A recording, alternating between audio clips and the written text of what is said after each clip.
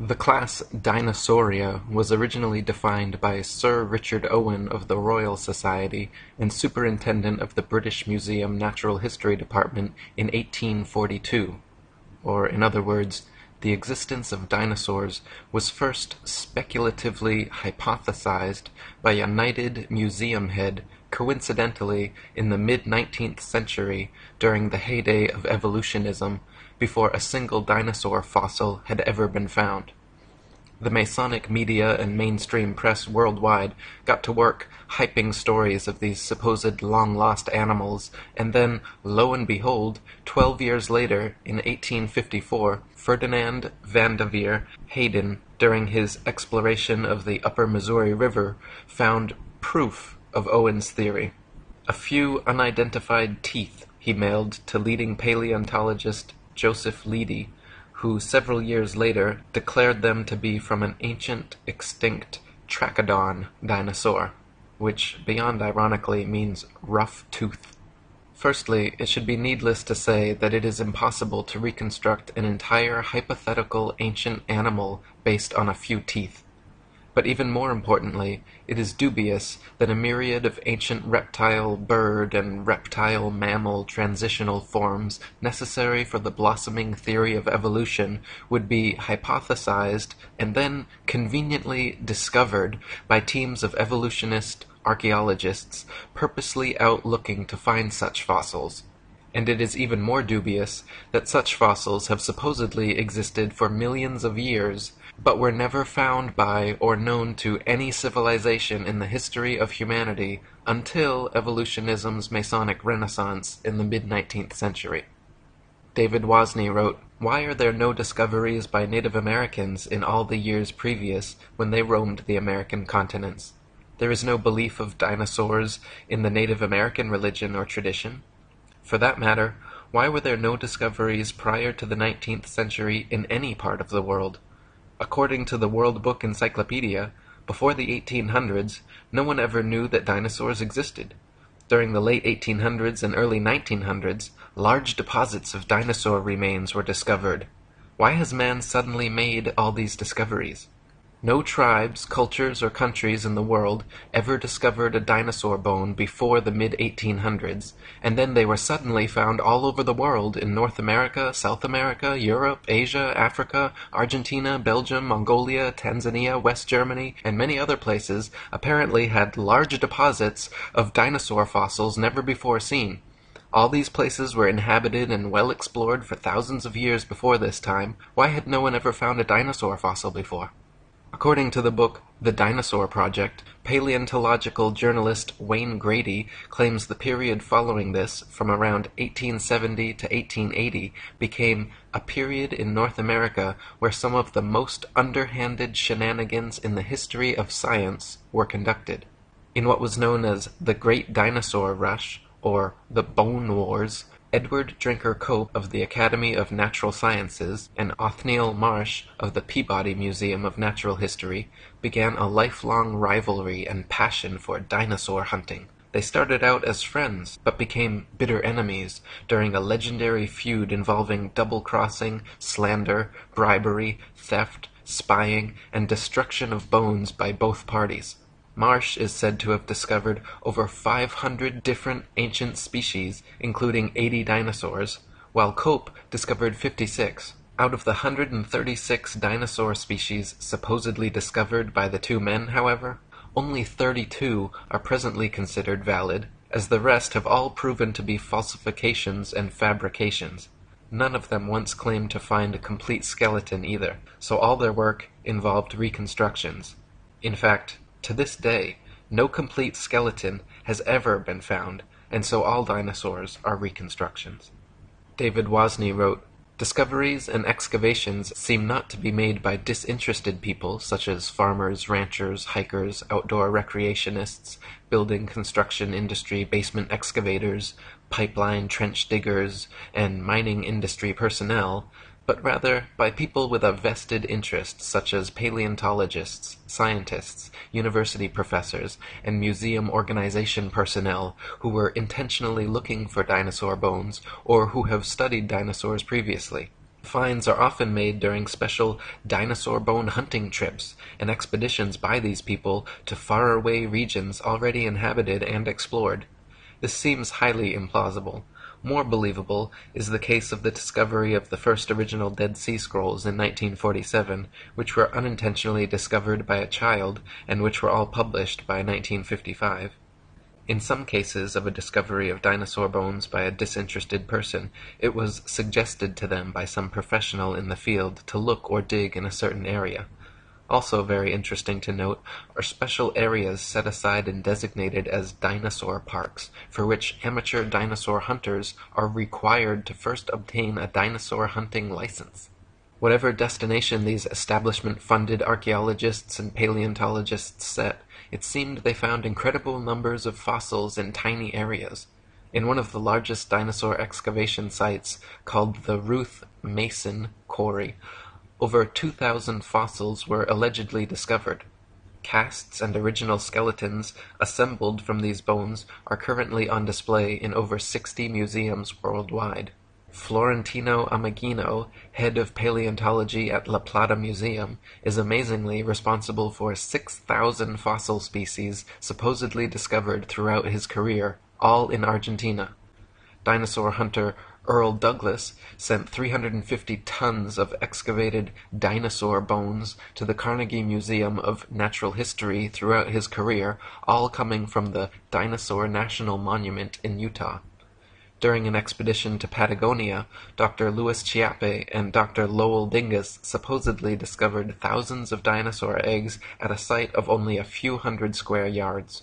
Many experts have mentioned how such finds of huge quantities of fossils in one area by just a few highly invested individuals goes against the laws of natural probability and lends credence to the likelihood of forgeries or concentrated planting efforts.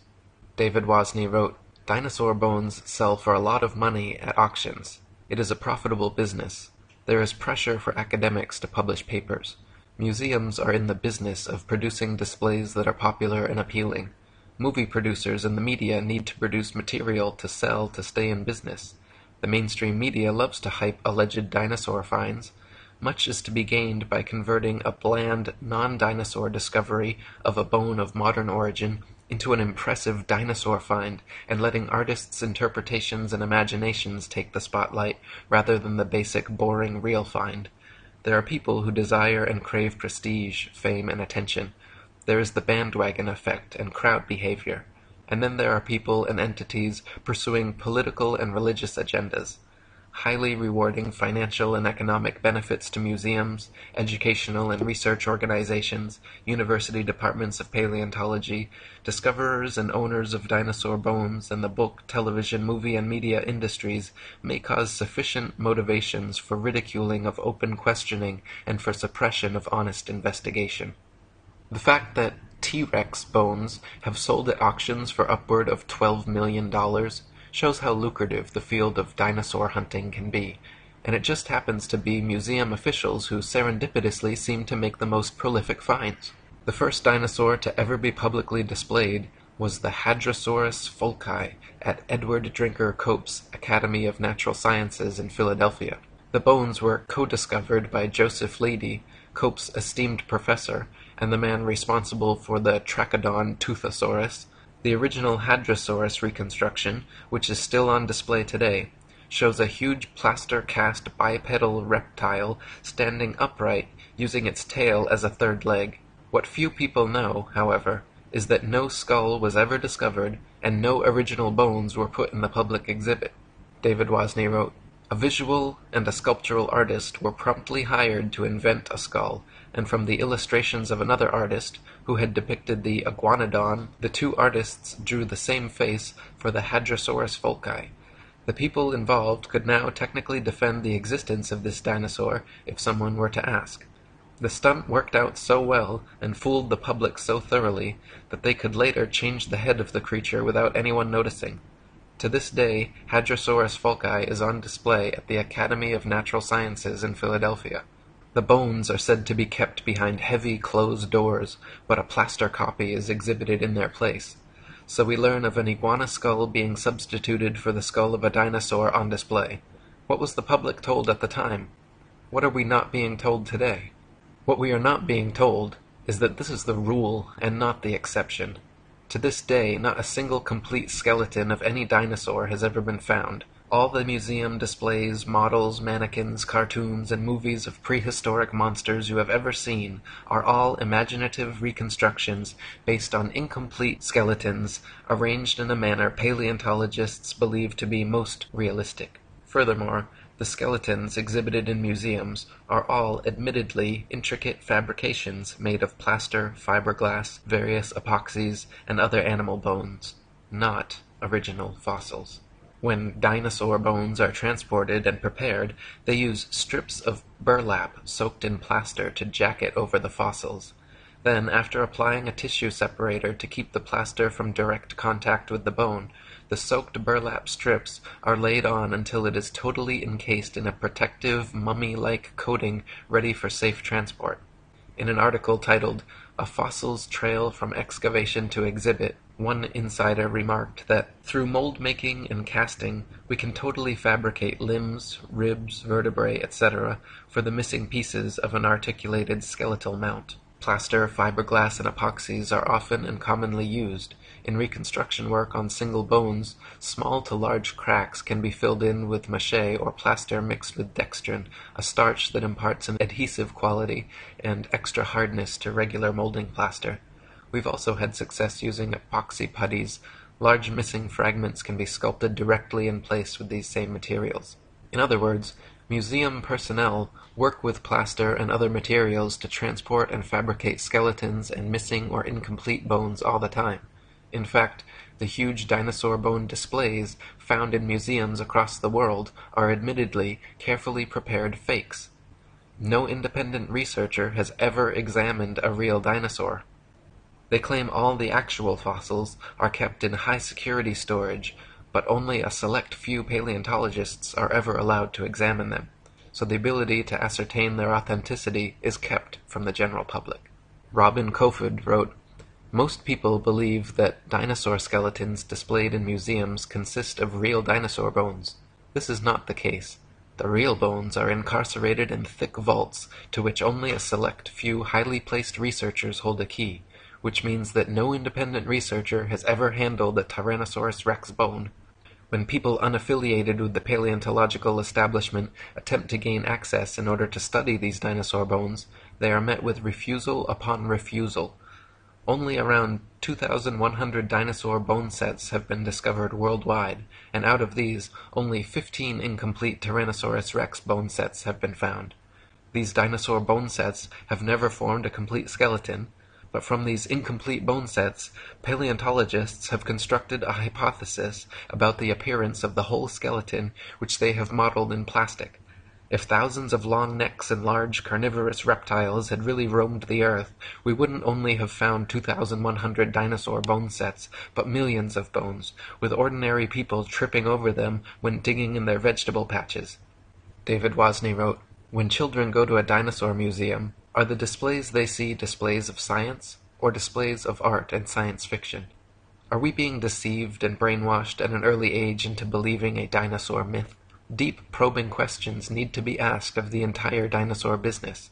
There may have been an ongoing effort since the earliest dinosaur discoveries to plant, mix, and match bones of various animals, such as crocodiles, alligators, iguanas, giraffes, elephants, cattle, kangaroos, ostriches, emus, dolphins, whales, rhinoceroses, etc., to construct and create a new man-made concept, prehistoric animal called the dinosaur. Where bones from existing animals are not satisfactory for deception purposes, plaster substitutes may be manufactured and used. Some materials similar or superior to plasticine clay or plaster of Paris would be suitable. Molds may also be employed. What would be the motivation for such a deceptive endeavor? Obvious motivations include trying to prove evolution, trying to disprove or cast doubt on the Bible and the existence of a God, and trying to disprove the young Earth theory. The dinosaur concept implies that if God exists, he tinkered with his idea of dinosaurs for a while, then probably discarded or became tired of this creation, and then went on to create man. The presented dinosaur historical timeline suggests an imperfect God who came up with the idea of man as an afterthought, thus demoting the biblical idea that God created man in his own image. Type dinosaur skulls into a search engine, and you will find a variety of replicas, tailor-made dinosaurs, and museum-quality skeletons. One of the largest and most renowned suppliers of fake dinosaurs is the Zigong Dino Ocean Art Company in Sichuan, China, which provides natural history museums worldwide with ultra-realistic dinosaur skeletons made from real bones. Chicken, frog, dog, cat, horse, and pig's bones are melted down, mixed with glue, resin, and plaster, then used as base material for recasting as dinosaur bones. They are even given intentional fractures and an antiquated, fossilized look to achieve the right effect. Their website boasts over 62% of our output goes to American and European markets, which means we will understand and are familiar with the intricacies and regulation of exporting to these regions. Since we are a partner of dinosaur museums, all products are made under the guidance of experts of the Chinese Academy of Sciences. We have gained a global sales network reaching the USA, Brazil, France, Poland, Russia, Germany, Saudi Arabia, South Korea, Thailand, Indonesia, exhibited in Peru, Argentina, Vancouver, Cincinnati, Chicago, and other places. As Alan Fiducia, University of North Carolina paleontology professor, wrote, "I have heard there is a fake fossil factory in northeast China, in Liaoning province near the deposits where many of these recent alleged feather dinosaurs were found." Or as David Wozni wrote, "The possibility exists that key dinosaur bones on display have been artificially modified through sculpture and carving. Bone sculpture is not an unknown human activity. Many cultures participate in creating man-made objects out of existing bones, totally unrecognizable from the original shape.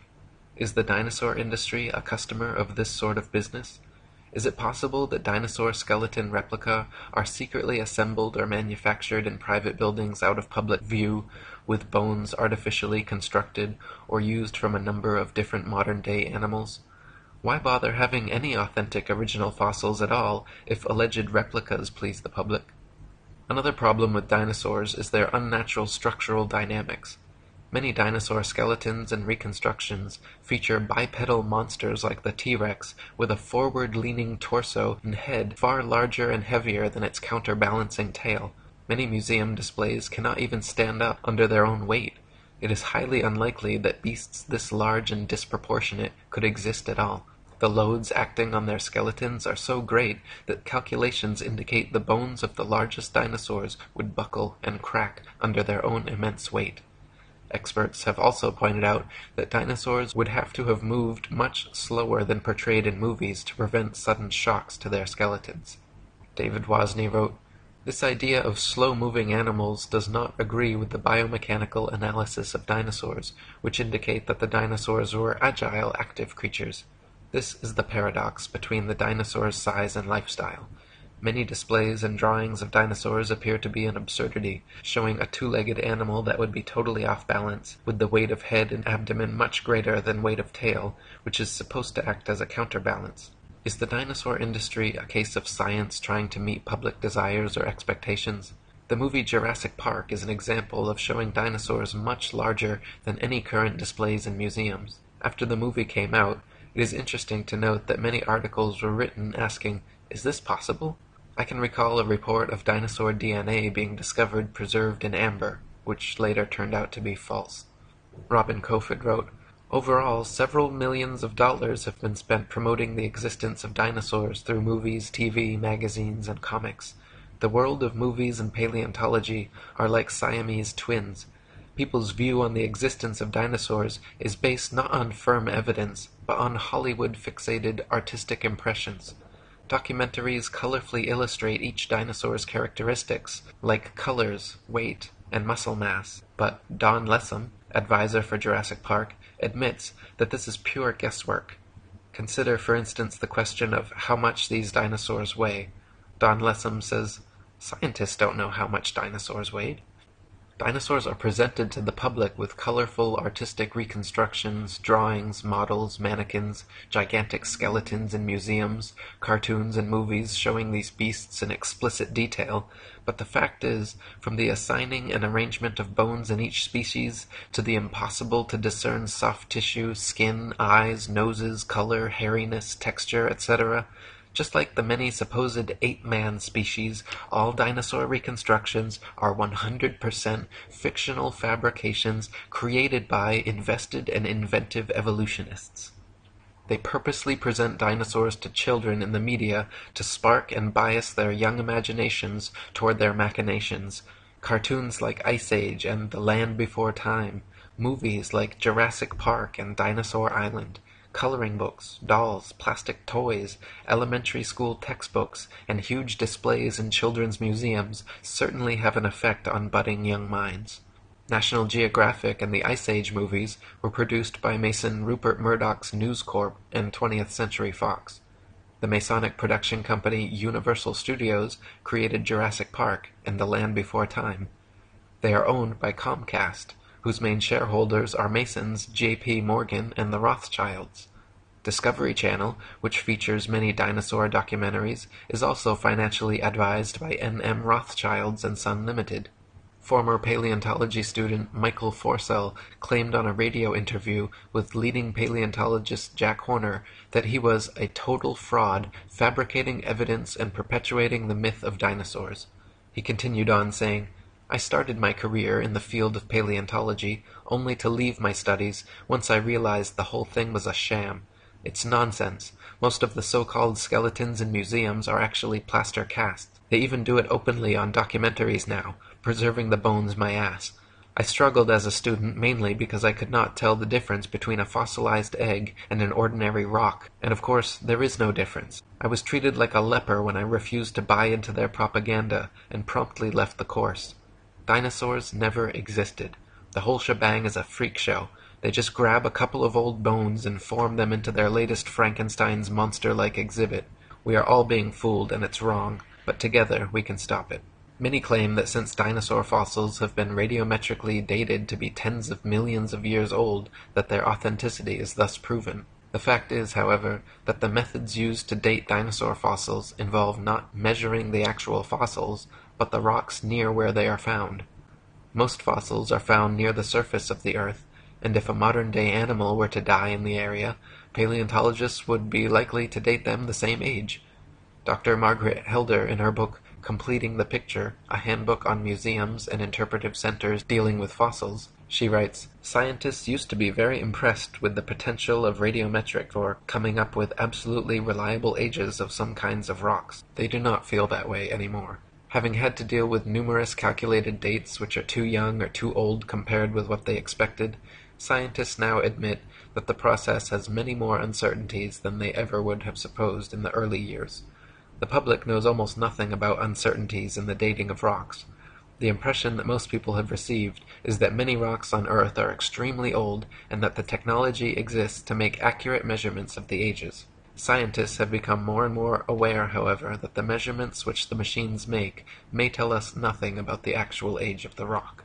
One of the main reasons that evolutionists needed the existence of dinosaurs was to answer the complicated problems present in the theory of evolution, including sea-dwelling animals evolving into land-dwellers, reptiles evolving wings, feathers, flying and becoming birds, as well as other reptiles evolving warm blood, live births, breasts, and becoming mammals, through their imaginary multi-million-year timeline and a variety of supposed transitional dinosaur forms.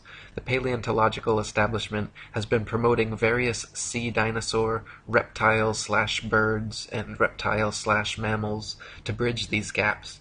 Many professionals and experts in the field have disputed such findings as often as they have been presented, however.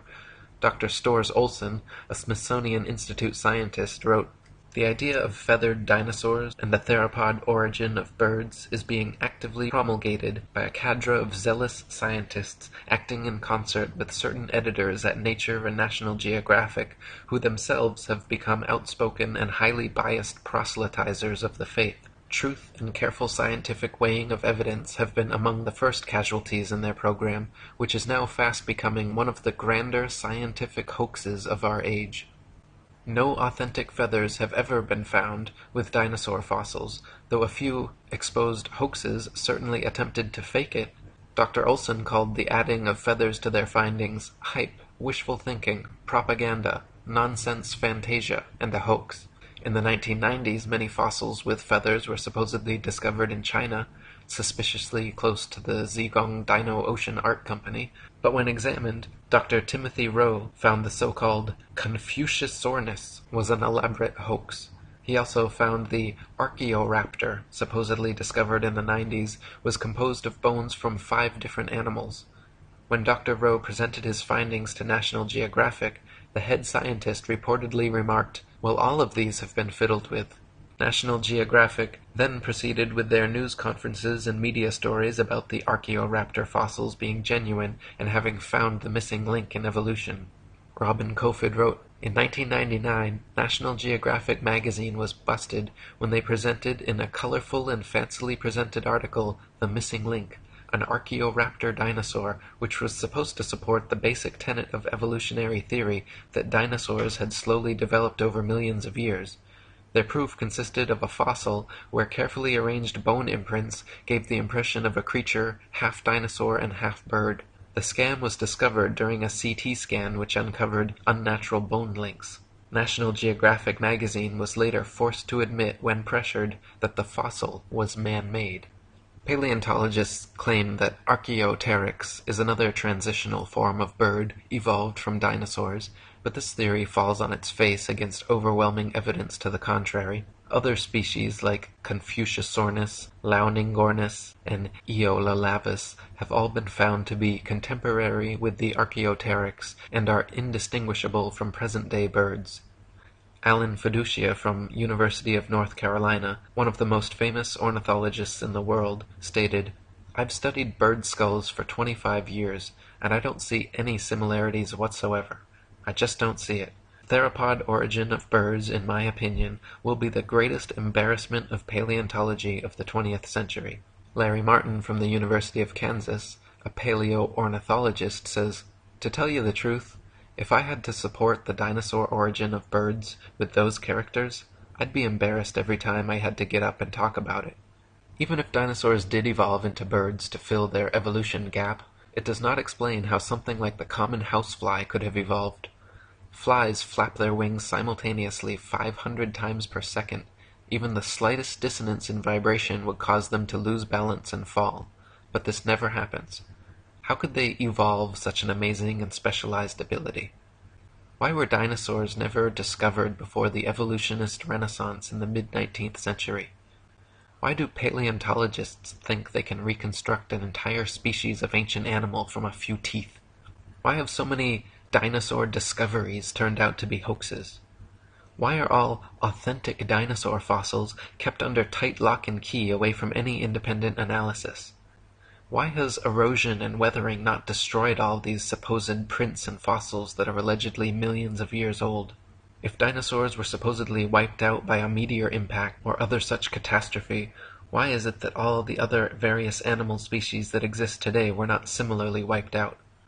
There are many more questions which need to be answered before anyone in their right mind should consider the existence of dinosaurs anything but a convenient evolutionist myth. Robin Kofod wrote, "The paleontological establishment can control which hypotheses will be constructed through textbooks and the curriculum. In this way, students are brainwashed into a pseudo-reality controlled by text material and the teacher's authority. A short practical example. A random dental bone is found at an excavation site, and from this dental bone the rest of the skeleton is guessed at. We are not kidding about this. The entire dinosaurian field of the paleontological program is a sham."